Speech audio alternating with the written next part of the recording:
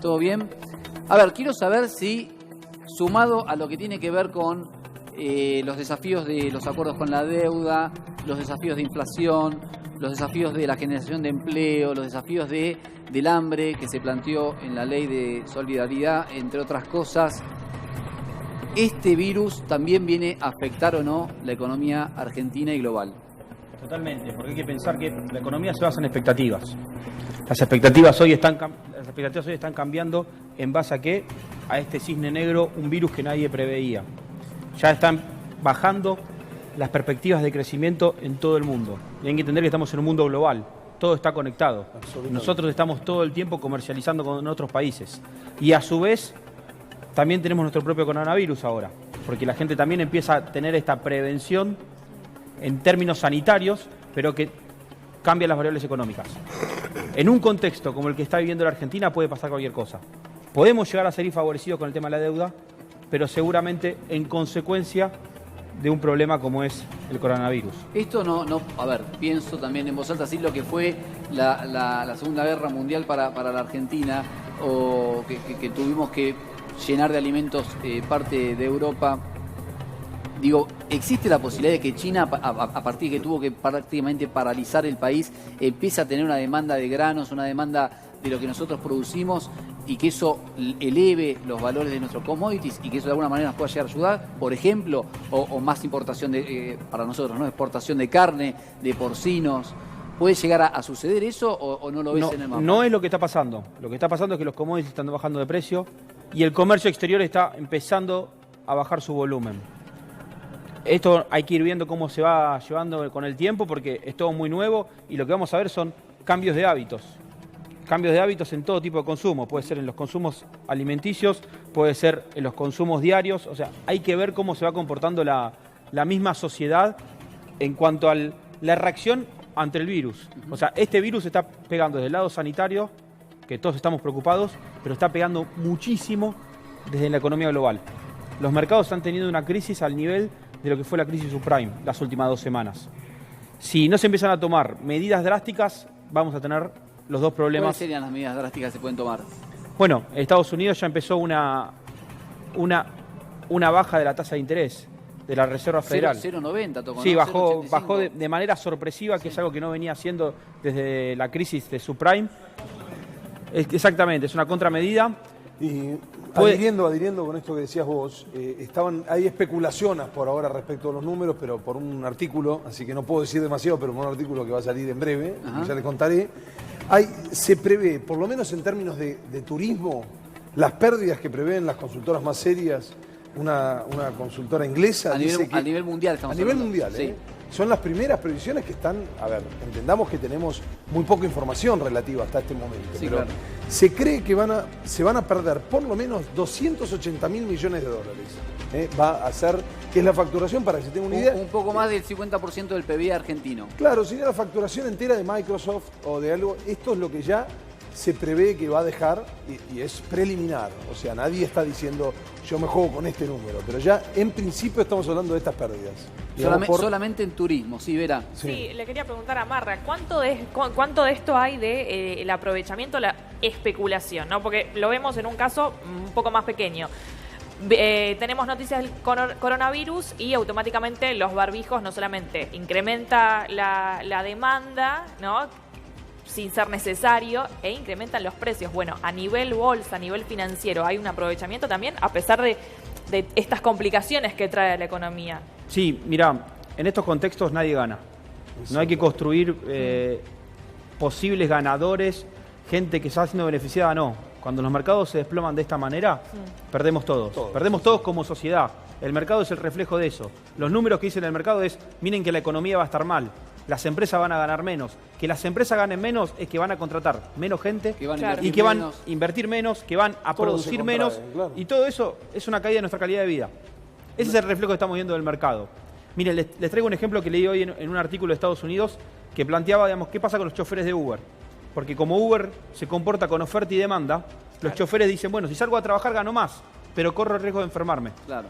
Entonces, esa es la decisión que va a estar tomando la sociedad todo el tiempo. Bueno, hace poco el gobierno otorgó licencias para las personas que lleguen del exterior, tanto en ámbito público como privado, para de alguna manera resguardar a los trabajadores y trabajadoras. Que van al colegio también. Francia, como medida, puso en cuarentena a todos los franceses que vayan al extranjero, por ejemplo, Italia, España, vuelven y están preventivamente en cuarentena.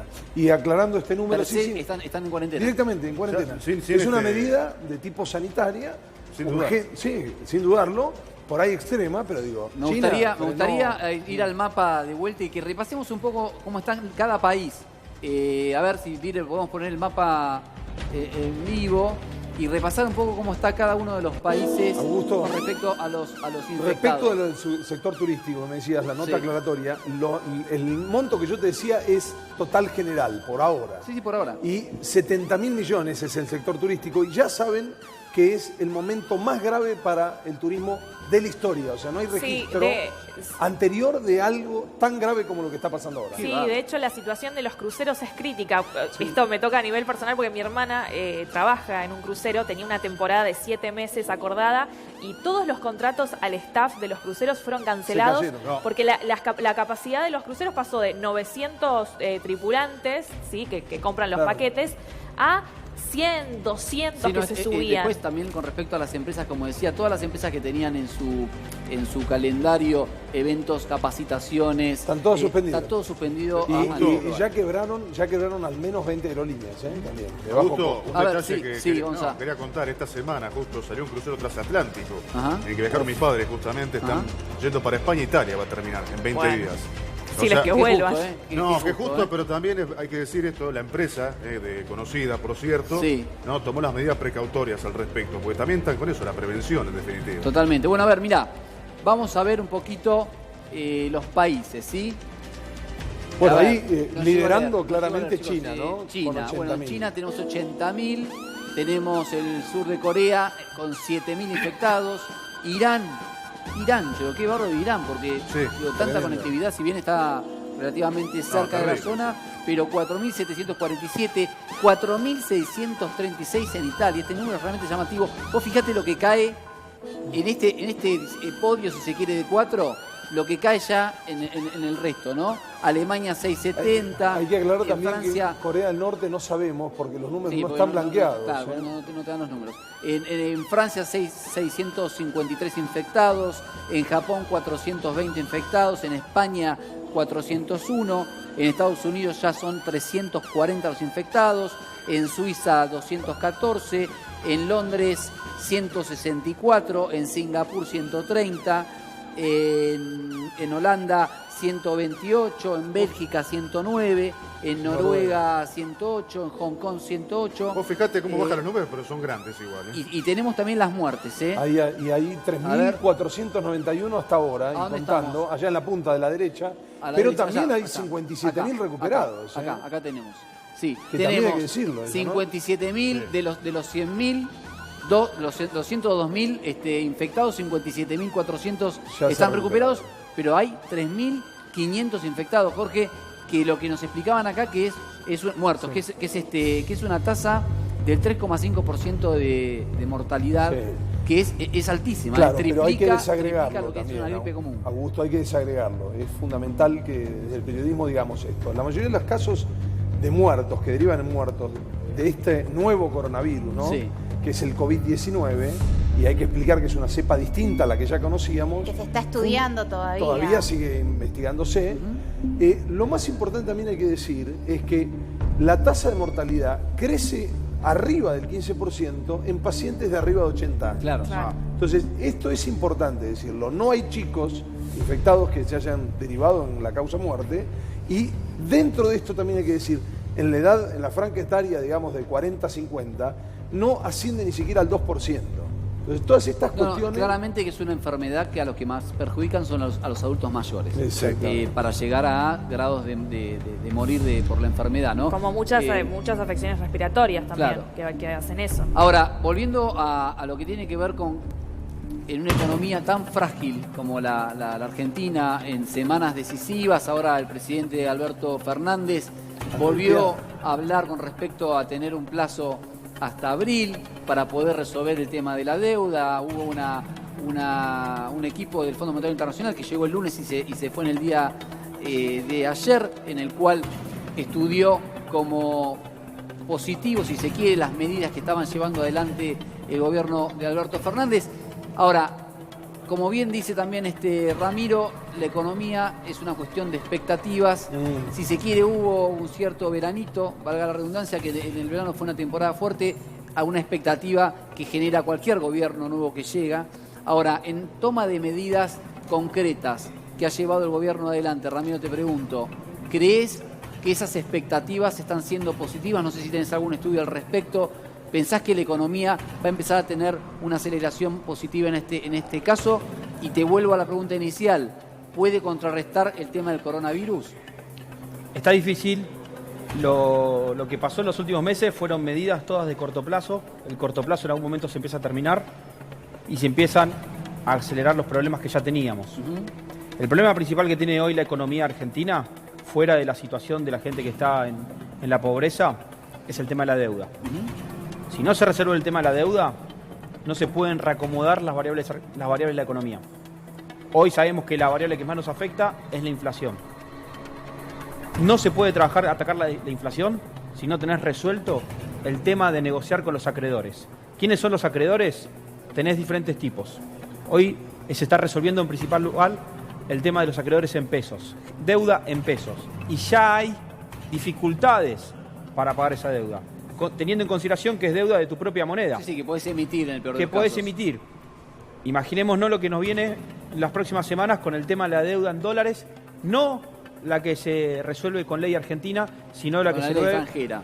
Ley extranjera. Sí.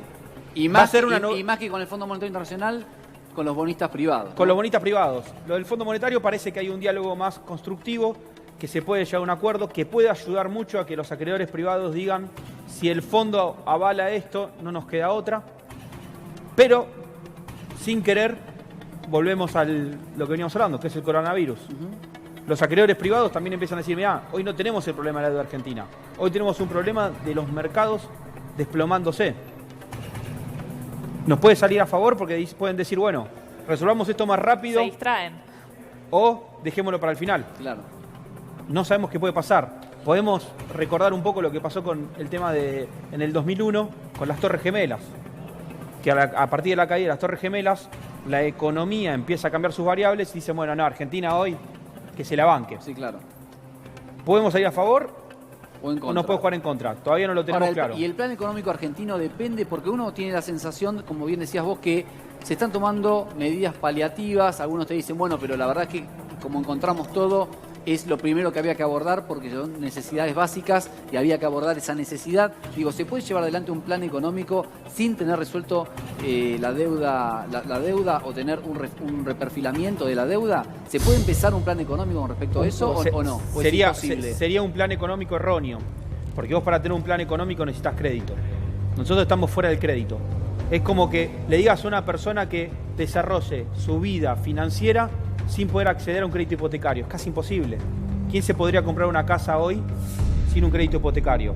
No, nadie. Nadie. Bueno, lo mismo pasa con un país. Un país necesita fuentes de financiamiento. Entonces necesitas resolver tu deuda pasada para poder establecer un plan económico de largo plazo, no de corto plazo de deuda como fue el anterior. De largo plazo, donde vos puedas invertir y hacer poner al país en crecimiento de vuelta para resolver el tema de la inflación. Yo no me imagino un gobierno de Alberto Fernández, más allá de haber resuelto la deuda, volviendo a pedir, más allá de que sean buenas tasas y que sea a largo plazo, tomando deuda. ¿Vos te imaginás un gobierno de Alberto Fernández tomando deuda? Bueno, hoy ya tenemos mucha deuda tomada, entonces no es el momento, pero en algún momento tenemos que volver a ese mercado. No es el objetivo volver a tomar deuda, es arreglar la deuda, arreglar las variables y empezar a ajustar los números que tiene el Estado que nos cierran. Demasiado gasto para el ingreso que hay. Bien, uno de los conflictos de la semana tuvo que ver con estos 3 puntos porcentuales que le aumentaron al campo, que es un 10% en realidad, ¿no? Porque estaba en un 30% y hoy es un 33%. Con una mesa de enlace partida que no estaba conforme con esto de parar de lunes a jueves, con el cese de la venta de granos y demás, pensando en nuevamente esta teoría de que algunos plantean de que los gobiernos populistas tienen que tener siempre un enemigo como para poder sustentar sus políticas, ¿verdad? ¿Vos entendés que esto tiene una lógica en ese sentido o estrictamente tiene que ver con una lógica fiscal, que se necesitan de esos recursos y que esos recursos son significativos para las cajas del Estado? Creo que pega por los dos lados. Por un lado, por lo económico, resolver lo fiscal de corto plazo. ¿De dónde podemos sacar unos mangos más? Piensan desde el Ministerio de Economía. Y bueno, vayamos al campo, que es el que más dólares produce. Bien. Pero ¿qué quiere decir el campo? Que la persona del campo hoy está vendiendo a un 30% menos, casi a 40 pesos lo que vende. Pero cuando quieren volver a comprar insumos importados, tienen que entrar a 60 si tienen suerte y a 80 si lo quieren hacer de manera fácil. No van a cerrar nunca los números. Sigue siendo una medida paliativa, algo de corto plazo. Pero a su vez también les beneficia capaz en el discurso político. Es decir, no, hay alguien que está ganando. Yo no creo que hoy el campo esté ganando, no tengo los números en fino, pero sería muy difícil que si están vendiendo dólares a 40, con la situación que está la Argentina de tipo de cambio desdoblado, esté sacando una rentabilidad. Pero no es una medida excesiva, 96 horas de paro, digo, porque remite a las épocas del corte de rutas, ¿no? Donde ahí como que se quiebra y empieza a nacer el anti-kirchnerismo. Digo, por parte del Estado, ¿no es excesivo? Podemos decir que es excesivo todo tipo de paro, porque el paro para la economía. Si a vos tenés un problema económico, no tenés que dejar de trabajar. Hay que ver las variables del campo, cuántos afectan este tipo de cosas. Hay que ver si es con cortes o si es simplemente un paro. Creo que el agro sigue trabajando, las plantas no hacen paro. O sea, no van a dejar de regar por estar haciendo un paro. Creo que es más bien el símbolo de decir, mirá que existimos, no pienses que puedas sacar plata acá todo el tiempo porque no nos dan los números. Es lo mismo que hablamos con el coronavirus. Hay que dejar de construir en términos económicos que siempre hay un ganador, en consecuencia un perdedor.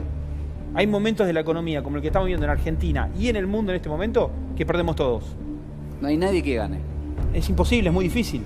Ahora, ¿cómo se viene desacelerando la inflación?